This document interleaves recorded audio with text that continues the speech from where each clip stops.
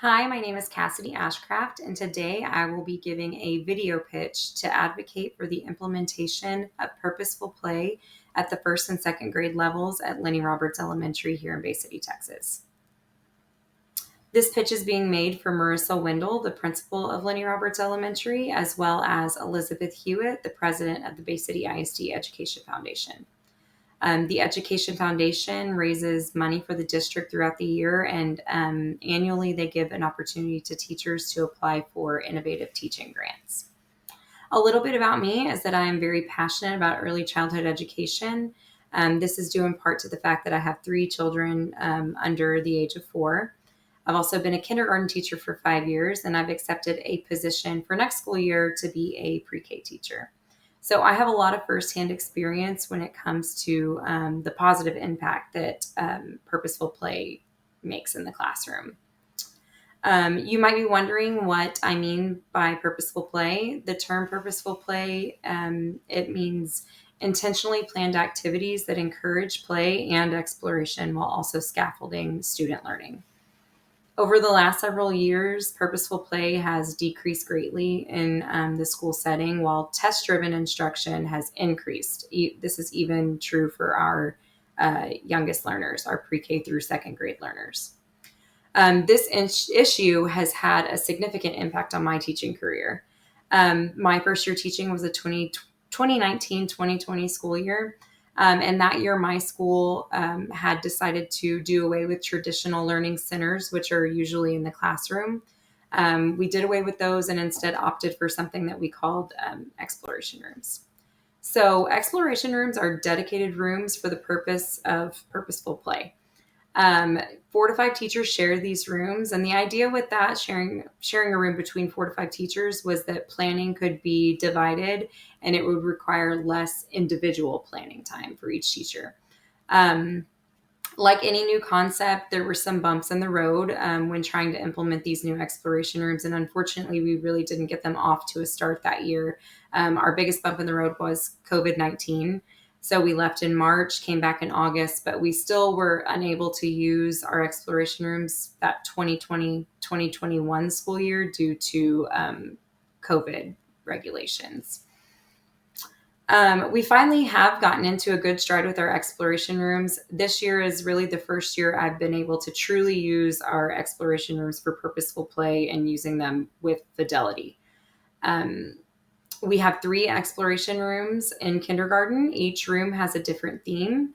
Every kindergarten class rotates through each exploration room every couple of weeks, and the themes of each room are changed out a handful of times throughout the year.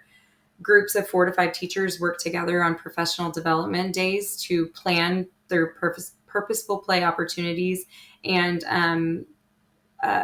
they plan these opportunities for that particular room and then get things ready to go for when the students return. The slideshow that you're currently seeing is the exploration room that I assisted in planning for this semester.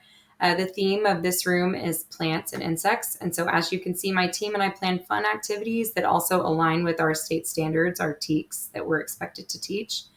Our students in our exploration room are learning about the life cycles of the plants and butterflies. We've been able to observe butterflies changing from a caterpillar, creating their chrysalis, and then emerging as butterflies. And then we got to release those also. You're seeing that our students are in our library center reading and listening to stories, and then showing those retelling skills using the felt board. We have students working in the sensory bin with dirt and fake bugs, while also using manipulatives to spell out CBC words and sight words, amongst many other activities in our exploration room. I have witnessed a dramatic increase in my end of the year data for my math and literacy screener for the end of the year compared to my 2020-2021 end of year results. And one of the largest differences between this school year and that 2020-2021 school year is that I've been able to utilize our exploration rooms with fidelity and really implement that purposeful play. I believe that our exploration rooms have helped my students explore their learning and developed important skills such as executive function and self-regulation.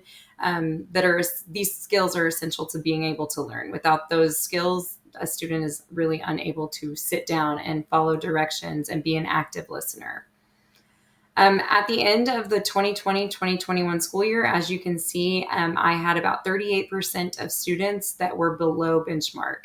And this year, I only have 10% of my students that are below benchmark. And while almost 60% of my students are not only meeting benchmark, but 60% are scoring above benchmark. I truly believe that purposeful play in our exploration rooms will greatly benefit first and second grade students at Lenny Roberts Elementary, as it has my kindergarten students at Cherry Elementary. So today I will be making 2 recommendations. The first of which is to Marissa Wendell, principal of Lenny Roberts Elementary.